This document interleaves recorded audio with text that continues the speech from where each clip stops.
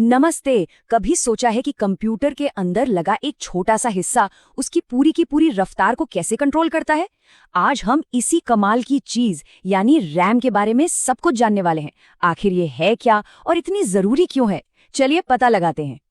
हम सबके साथ ये होता है ना, कोई बहुत जरूरी काम कर रहे हैं और अचानक कंप्यूटर एक कछुए की तरह धीमा पड़ जाता है। कितना गुस्सा आता है। पर क्या आपको पता है कि इसकी एक बहुत बड़ी वजह अक्सर एक छोटा सा कंपोनेंट होता है जिसे हम रैम कहते हैं।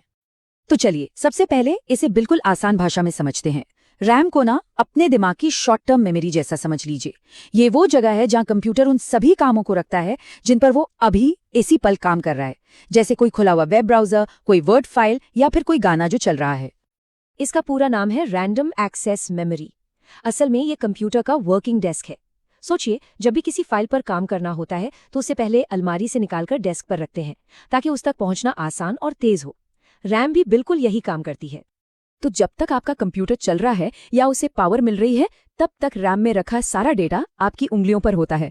आप जितने भी ऐप्स या फाइलें एक साथ खोलकर बैठे हैं, वो सब इसी मेमोरी में एक्टिव रहती हैं। और यहीं पर आता है सबसे बड़ा ट्विस्ट। जैसे ही कंप्यूटर बंद होता है, रैम में मौजूद सब कुछ गायब हो जाता है, हमेशा के लिए। इसीलिए इसे टेम्पररी या वॉलेटाइल मेमोरी कहते हैं। ये कुछ भी परमानेंटली सेव नहीं करती। तो याद रखिए, अपना काम हमेशा सेव करना है। तो अब सवाल ये उठता है कि भाई अगर ये सारा डेटा डिलीट ही कर देती है तो इसका फायदा क्या है?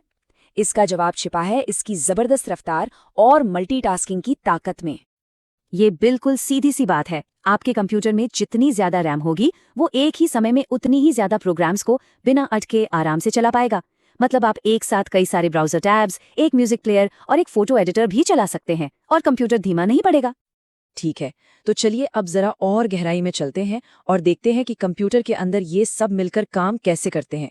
ये एक कमाल की टीम वर्क की तरह है जिसमें 3 मेन खिलाड़ी हैं: स्टोरेज, रैम और सीपीयू।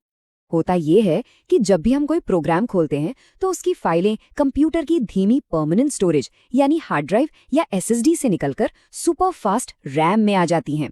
फिर कंप्यूटर का दिमाग यानी सीपीयू सीधे रैम से वो डेटा लेता है और उस पर काम करता है। ऐसा इसलिए क्योंकि रैम स्टोरेज के मुकाबले हजारों गुना ज्यादा तेज होती है। अक्सर लोग रैम और स्टोरेज में कंफ्यूज हो जाते हैं, लेकिन ये दोनों बिल्कुल अलग चीजें हैं। चलिए इनके बीच का सबसे बड़ा फर्क समझते हैं। वही डेस्क और अलमारी वाला उदाहरण याद रखिए। तो रैम आपका वर्किंग डेस्क है, बहुत तेज लेकिन बस कुछ देर के लिए। और स्टोरेज आपकी बड़ी सी अलमारी है, थोड़ी धीमी लेकिन हमेशा के लिए, जहां आपका सारा सामान सुरक्षित रखा है। मतलब रैम है रफ्तार के लिए और स्टोरेज है सुरक्षा के लिए। चलिए अब आते हैं सबसे प्रैक्टिकल सवाल पर। किसी के कंप्यूटर के लिए कितनी रैम की जरूरत होती है? इसका जवाब पूरी तरह इस बात पर निर्भर करता है कि कंप्यूटर का इस्तेमाल किस काम के लिए किया जाता है। देखिए, अगर आपका काम वेब ब्राउजिंग, मूवी देखना या ऑफिस के हल्के फुल्के काम करना है तो 8 GB रैम काफी है। लेकिन अगर आप एक गेमर हैं या फिर वीडियो एडिटिंग जैसा कोई भारी काम करते हैं तो आपको कम से कम 16 GB या उससे भी ज्यादा रैम चाहिए होगी ताकि सब कुछ मक्खन की तरह चले। तो हमने देखा कि रैम कंप्यूटर की स्पीड और परफॉर्मेंस के लिए कितनी ज्यादा जरूरी है। लेकिन जैसे जैसे टेक्नोलॉजी और एप्स भारी होते जा रहे हैं, एक सवाल मन में आता है, क्या ज्यादा रैम की हमारी ये भूख कभी खत्म होगी या ये दौड़ हमेशा ऐसे ही चलती रहेगी? इस बारे में सोचिएगा जरूर। अगर तुम्हें कंप्यूटर ट्रिक्स, एक्सेल और एआई नॉलेज में प्रोफेशनल बनना है तो टेक बाइट्स विद विनोद को अभी सब्सक्राइब करो।